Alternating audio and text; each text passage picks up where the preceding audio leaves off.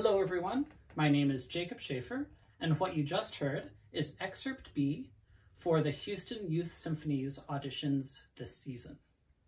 In this video, I'll be doing a short walkthrough of the excerpt and giving you some tips on what to watch out for in this excerpt as you're preparing it for the audition, and also talking about how you might want to work on it.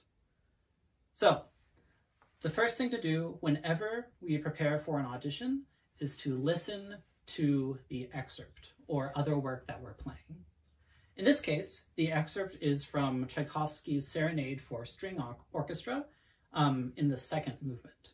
There are plenty of recordings online that you can find and listen to. This excerpt occurs roughly 2 minutes into the second movement and ends a little bit after the 3-minute mark. Note that the excerpt is actually in 3 parts, but they're very close together, so you shouldn't have any trouble following along, seeing where one part ends and where the next one begins.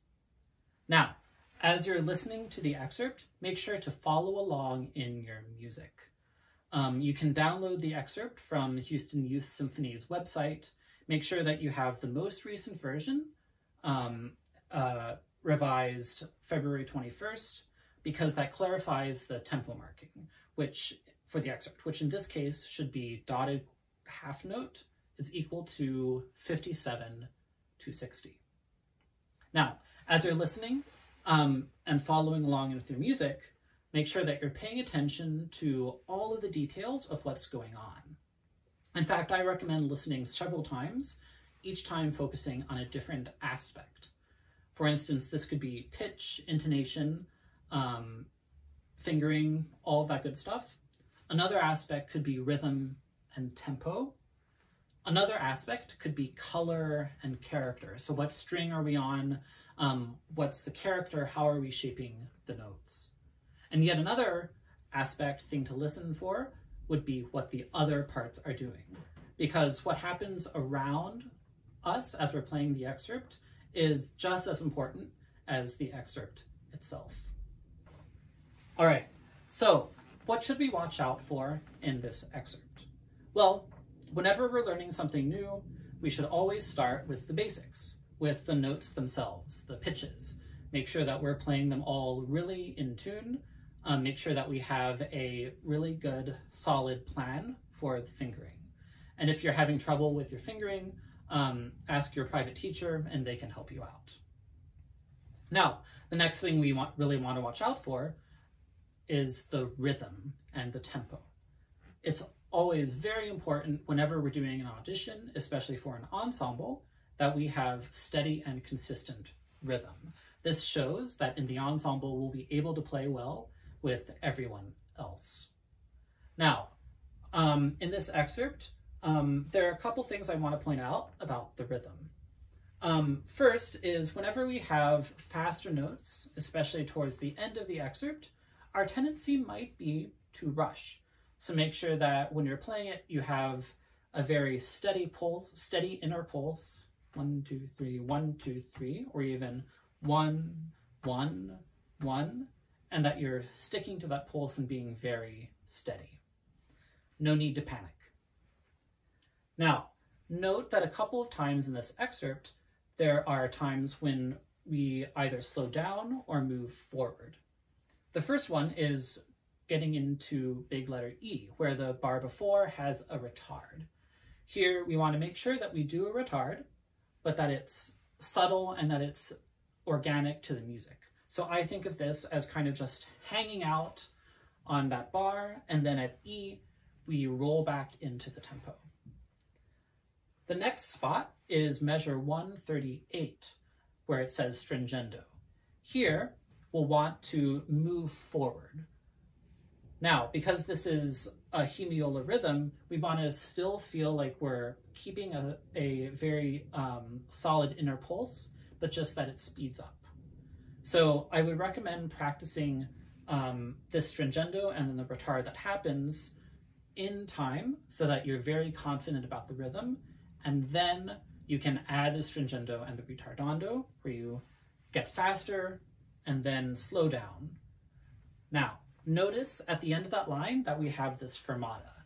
Here, we can kind of take that opportunity to hang out even longer, and then once we've reached the color that we want, then we can roll into the melody for the next part of the excerpt.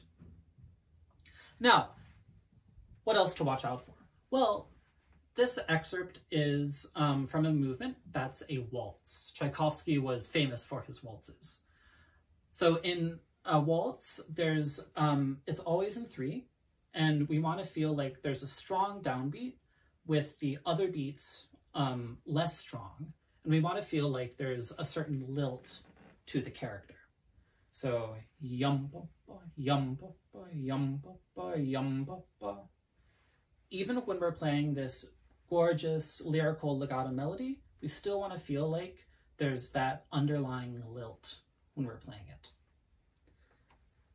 Now, a few other small points about style. When we have 16th notes in measure 166, we do want these to be true 16th notes. We want to have the right number of oscillations, but note that these are just decorations. We're not really the melody here. The second violins and cellos take over the melody actually in those bars, and so we're the accompaniment. I kind of like to think of it as a measured trill. So in the effect that it has, it's just a decoration, it's just an oscillation, it's this little sparkle on top that's making the music kind of come alive. So practice it in time, try to play the right number of oscillations, but when you're playing it musically in context, think of it as a decoration, just sparkling. The second thing I want to make sure I point out is when we have these 8th notes, especially 181 through 189, here we want to make sure that these are true spiccato, so off the string. And to find the right stroke, we just have to find the right place in the bow for the tempo that we're going.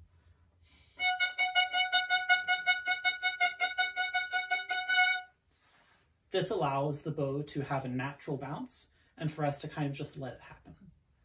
Once we find that place in the bow and practice it on all the different strings that we'll be playing this passage on, all 4 of them, that's a hint, then we can add the notes, which you'll want to have practiced legato slowly, so you're very confident about the intonation, and then we can put those 2 aspects together to do the passage as written.